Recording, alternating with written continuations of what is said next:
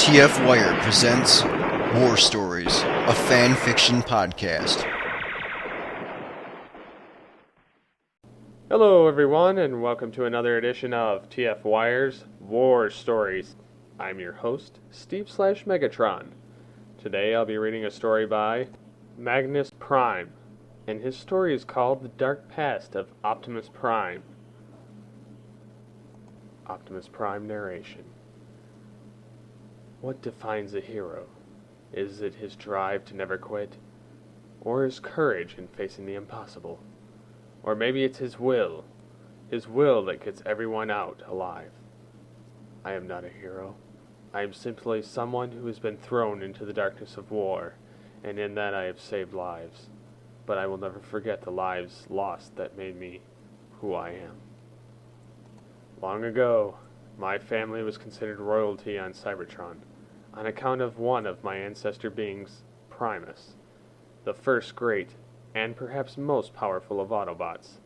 The line continued: Sentinel Prime, Alpha Prime, Vector Prime, Leo Prime, Maximus Prime, and now me, Optimus Prime. The name became a target, a deadly and dangerous one that got Maximus Prime and Vector Prime killed, and Leo Prime lost forever. The Decepticons sought the power of the Matrix, and the location of the Allspark, lost in history thousands of years ago. When I was young, my name was changed to Optronics, and I was relocated to a moon colony. There I befriended a young and perhaps impulsive Autobot, Centurion. He and I were the best of friends, until that day. The day that shook the heavens and millions died.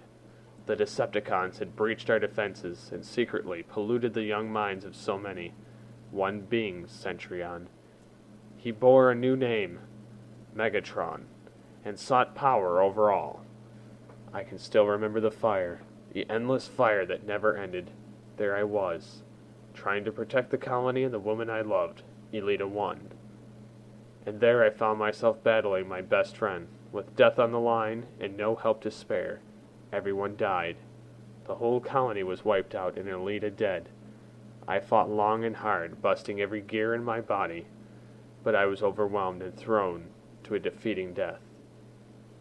The bastards threw Elita on me. After she died, I tried so hard, but it was too late.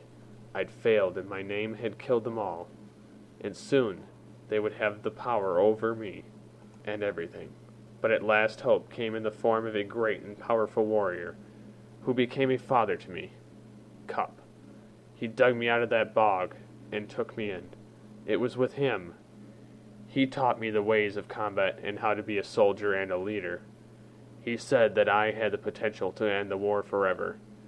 It was there I joined the academy and became part of the Autobot elite, and swore that I would avenge those deaths and protect life wherever it may be, because freedom is the right of all sentient beings, no matter the cost.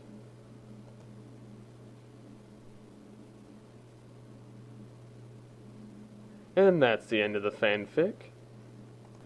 If you'd like to hear your fanfic read on a future podcast of TF Wire's War Stories, please head on over to the TF Wire forums and post in the War Stories area. After posting, please list permission, and you never know, you might hear it on a future episode of War Stories. This is Steve/Megatron, signing off. The preceding story was not endorsed by Hasbro and is meant for entertainment purposes only.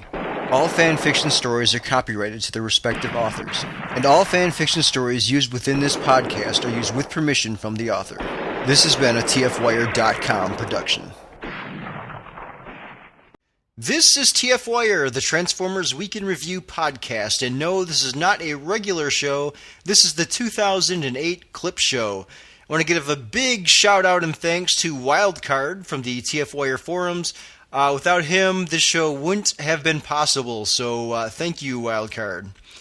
So sit back, relax, and enjoy all of the highlights from the TF Wire podcast from the past year.